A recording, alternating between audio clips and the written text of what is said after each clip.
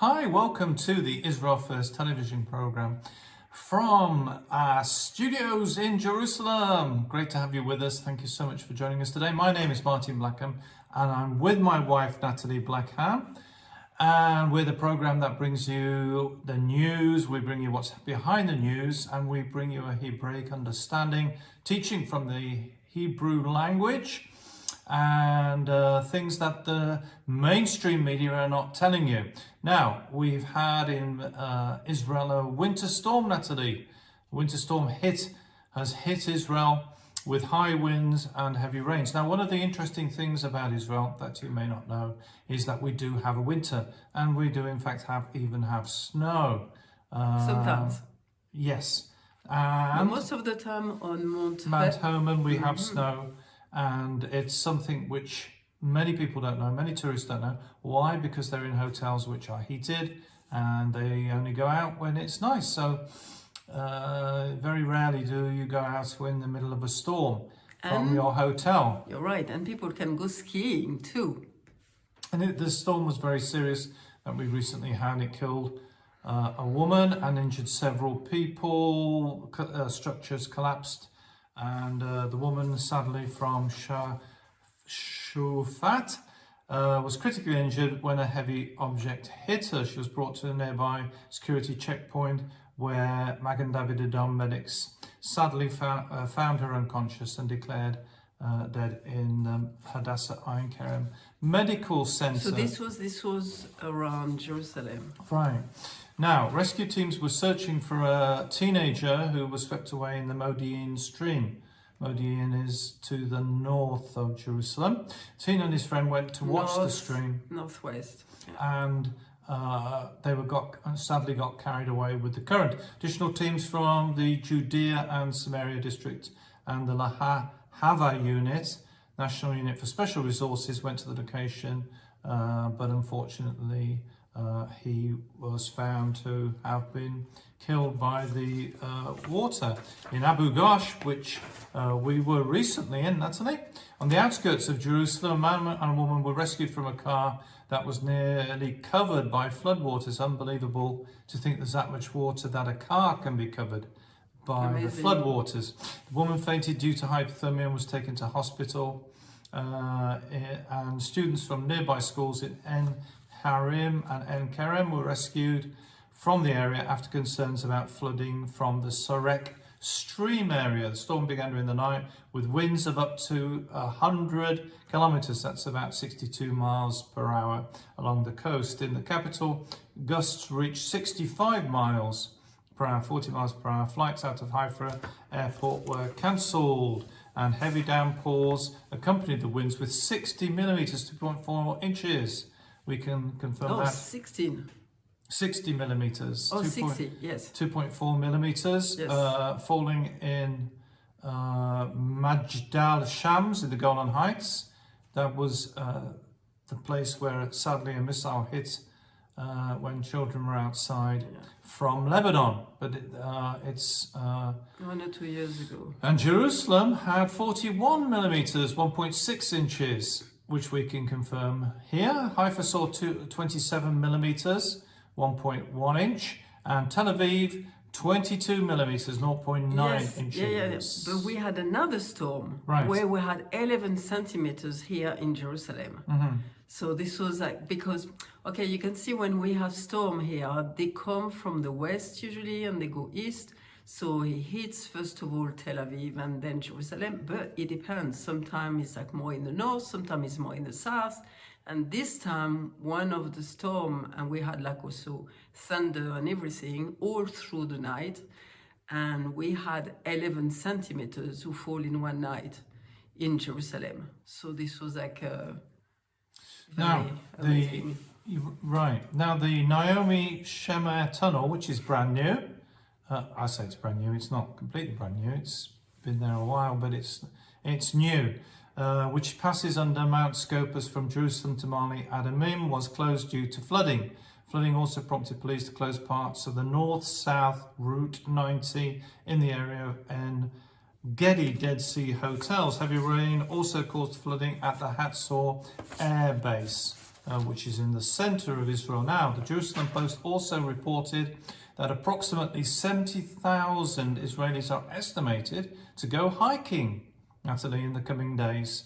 The Israel Nature and Parks Authority have issued several warnings in light of the recent stormy weather. The INPA, Israel National and Parks Authority, warned that water levels in streams and rivers across the country have risen following the rainfall, and several parks are closed, including the Hermon Banayas Nature Reserve, the Nachal Ayan Nature Reserve, the Caesarea National Park, the Tel Efek National Park, and the Ashkelon National Park. The INPA also noted the risk of flash flooding in the Judean desert and the Desert Sea area.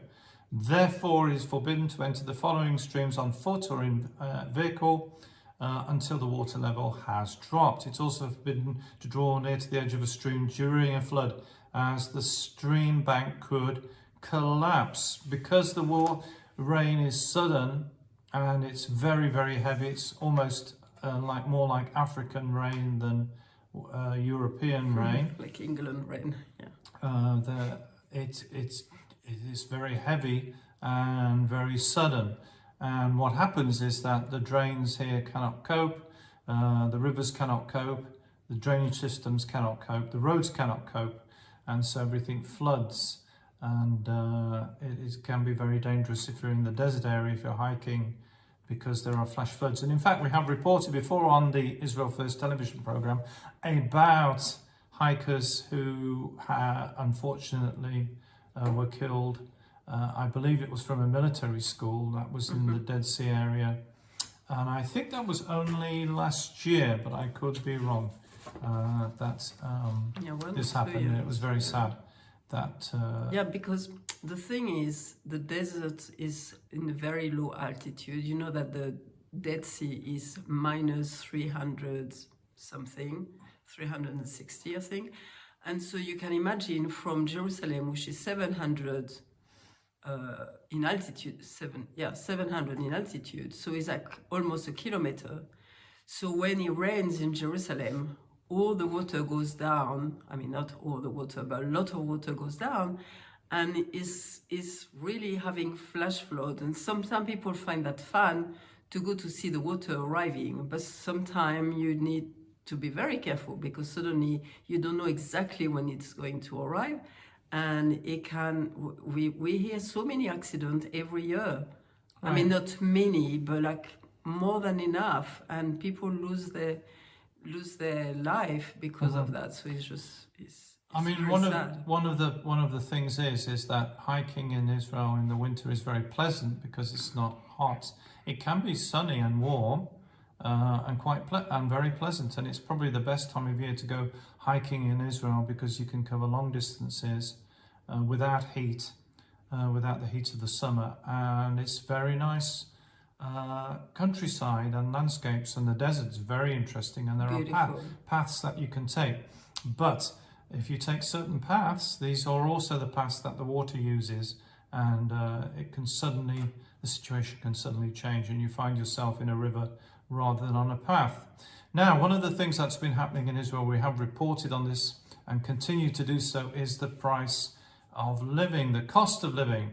Israelis are hit by soaring food prices, the news says, as producers, grocers feast on wartime windfall. Manufacturers and supermarkets have been feeding off a captive public worried about missiles rather than food costs.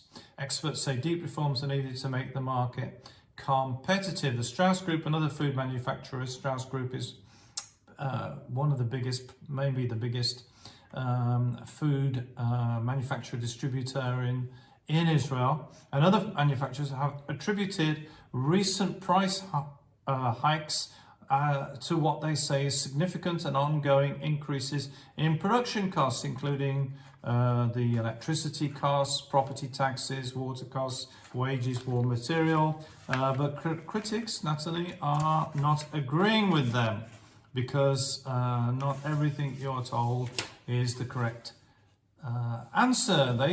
Critics say the problem is a weak consumer protection that gives producers practical carte blanche to keep raising prices. In other words, the Israeli public is a captive public, and we depend on a small amount of supermarkets. Although we've had Carrefour from France has arrived here and is even not far from where we're filming today, and there are other supermarkets that have arrived here, but it's still really a monopoly between certain supermarkets. Retail chains have been raising prices, although the cost of many of the raw materials or inputs that go into the products have been falling. And this is a sign that we have a severe problem with market power. And monopolies in the food sector draw Strum, a former head of what was then called the Antitrust Authority, who now heads the Israel Institute for Economic Planning, told the Times of Israel. Manufacturers and retail chains in the food sector, both of which operate as monopolies, don't have any fear of rising prices because who would move them off the shelf? In other words, people are stuck. They have to buy milk, they have to buy bread, they have to buy provisions, and they don't have so much choice. According to Strum, as Israelis stocked up on emergency supplies, if you remember, we had the Iran attack, missile attack, and we've had and the Hamas Gaza war, which, by the way, we're still in the ceasefire, and in fact we're in part 2 of the ceasefire, Nathalie. Even phase 2. Israelis were worrying that they would have enough food in their home when missiles were flying over, and are not paying attention to a few shekels more for their groceries. So the supermarkets exploited this fear, and prices were risen in the background, Nathalie. Over the past true. Every time that we go to do some shopping, it's like, oh, this is more expensive than it was before. Right. Now I understand that this is happening across the world, so this may not be a surprise for you where you live, and this is probably happening where you live, but it's certainly Israel first, so if it's happening in Israel, then it's a problem for the world. You're right. And it's also a sign of the last days, because in many commentaries you read that they will have more and more economic problems and chaos and everything. And I mean, we can just see all around us here in Israel, but also all around the world. Now, a cost of a shopping basket in Israel with 50 basic foods has gone up about 20%, or about $80 a month for a family with 2 children, according to Strum's IEP, together with housing costs going up, council tax going up, taxes going up, petrol or gas, if you're in America, going up. Everything is going up in price, and we don't find many things coming down in price, Nathalie.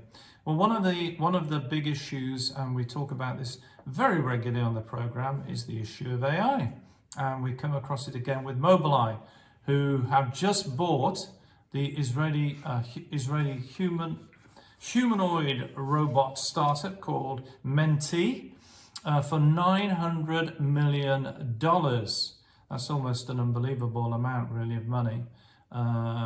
Startups are companies in Israel. Israel is the startup nation, and we have done interviews about Israel being the startup nation and talked about the book, Israel, the Startup Nation. It's basically that people, mostly young men, lots of as well as young ladies, but a lot of young men come out of the army and start up a company, and it's known as a startup, and this has been happening for many, many years. And it's mostly in the technological sector, in computers. We've had huge amounts of startups, and Mobileye was a startup, by the way. And Menti is a startup, Menti Robotics. And its co-founder, Shashua, says mentored human-like AI robots will be deployed at work and at home. Critics warn about the danger of robots that can be a physical danger that can steal jobs and secrets. I would also mention that this is a very dangerous development. Why?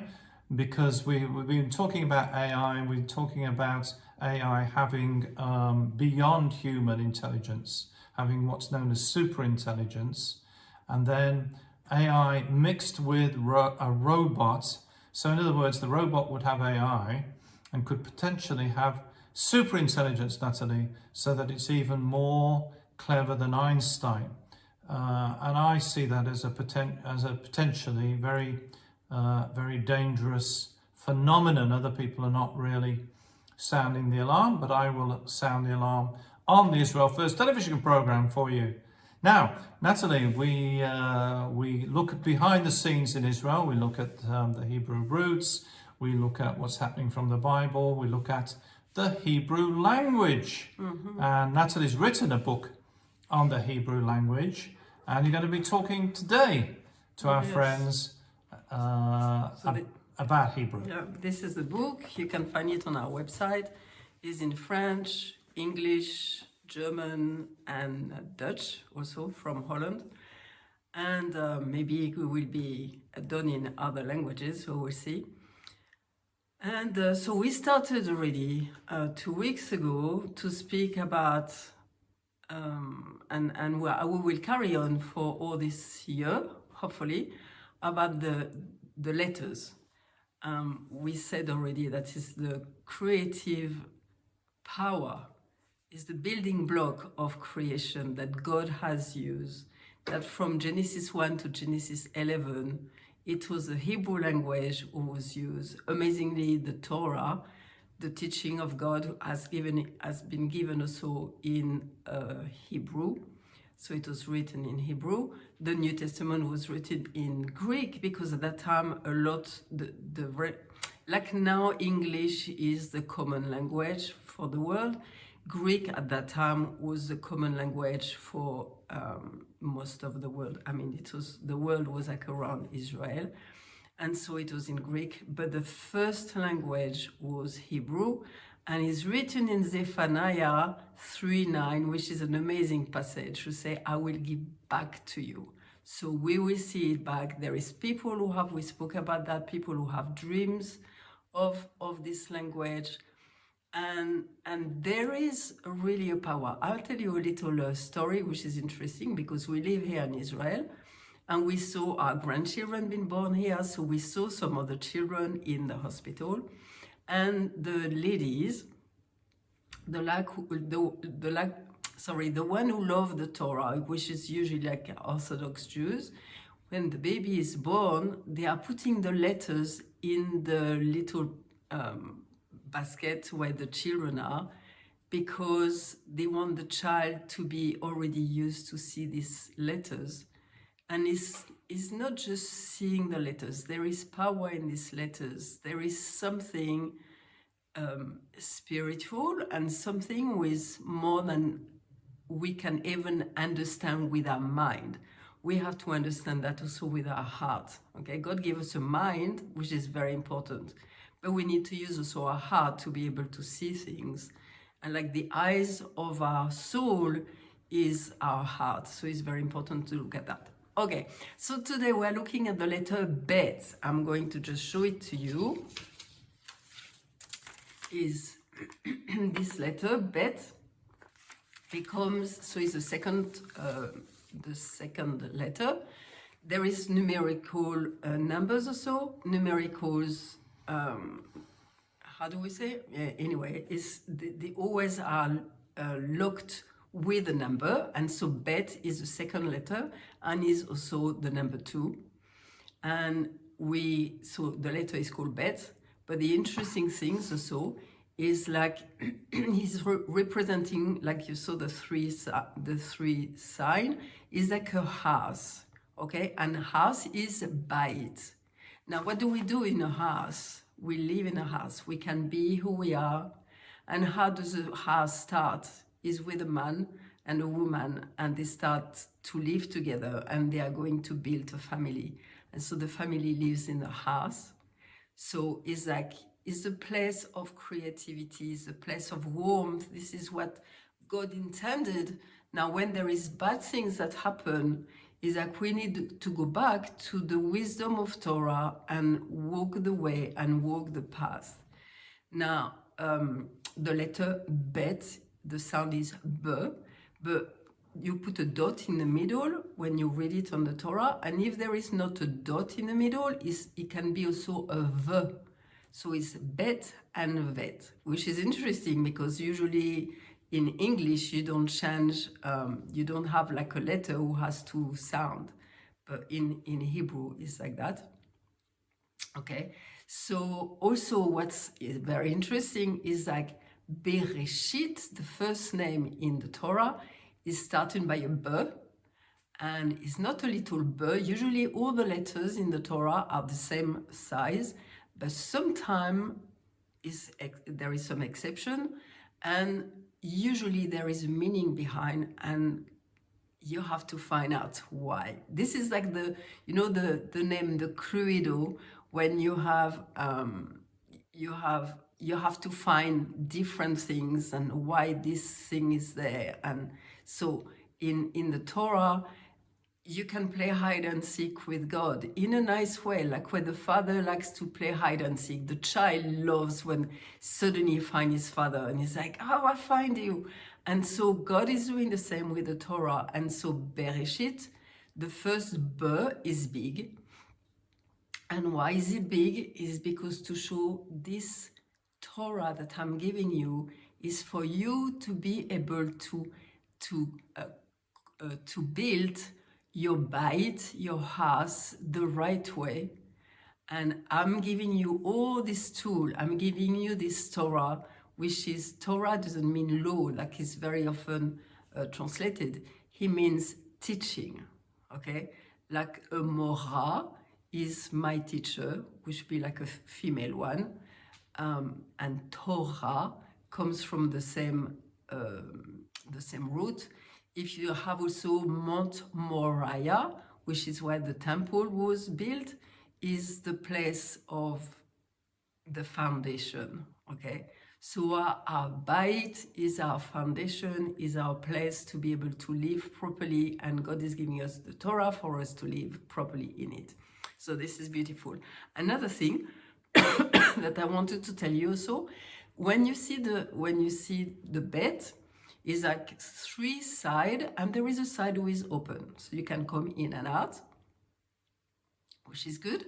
Like the tent of Abraham was always open to have people to come and to have guests, but you need also to guard the door which is open. And very often, again, with the wisdom of Torah, you can learn you need to put limits. If it's not closed, you need to close it sometime for certain time and not just let everybody come into your home. So in our lives, sometimes we want, some people, or many of us, sometimes we want to give too much. And after we are wiped out, we are too tired, we have burnout and all this kind of thing. Why? Because we don't put special limits. And we need to put limits in our home. We need to put limits in our own life to be able to grow ourselves. And like not everybody is allowed to come in our home. It's like we want friends. We don't want enemies. So in our lives, and I was learning also, abused people, very often it's very hard for them to put limits because they had to push their limits all the time to please the people. And they have to relearn, or they have to learn to put limits in their lives. So you see, there is a lot of wisdom given by the Torah that we need to learn because to live well. God always wants us to live well, and there is a lot of things that we have to search in our lives. And like I'm speaking to people, it's like we need to have a home which is friendly, but we need to have some limits. And it's very healthy to have limits. And when you look in the Bible, interesting enough, God is always speaking. There is always the enemy coming from the north. So he comes from the direction of the door open. And so you look, and I was doing some studies. I was amazed how many versus are the enemies coming from the north and the adversary, and you can do research yourself, you will see it's very interesting. So we always need to put guardian angels, like the Jewish people, funny enough, put the mezuzah on the door, is like to keep, is a guardian, is like to keep people and sometimes also even spirits, things who are not coming that you don't want, and to keep purity in the house and holiness and peace, shalom. So this is very important. So I hope that you enjoy that. I tell you, you can speak for so many hours on almost every letter, because it's like, it's the source, is one of the building stone for building our home and living well in our world. Now, if you'd like the book, there's a lot more information on the website, www.israelfirst.org. You can also order from Amazon. There's a link on the website, the new ebook, and that would be great if you got that. That would help us and help you to learn the Hebrew language. That's available from Amazon, and that's on the website, on the Hebrew book link. If you would like a story from Israel, we do a daily one. That's also on the website. On the media button, you can see the news. Nathalie does a weekly update when she can, and this is also available. You can sign up for that and receive that and our news, and let others know about the work of the Israel First television program. And thank you to all our friends and partners who make this program possible, because we couldn't do this program without your faithful support. And if you'd like to help us financially, we have the donate page as well on the website, and you can contact us if you need further information about that.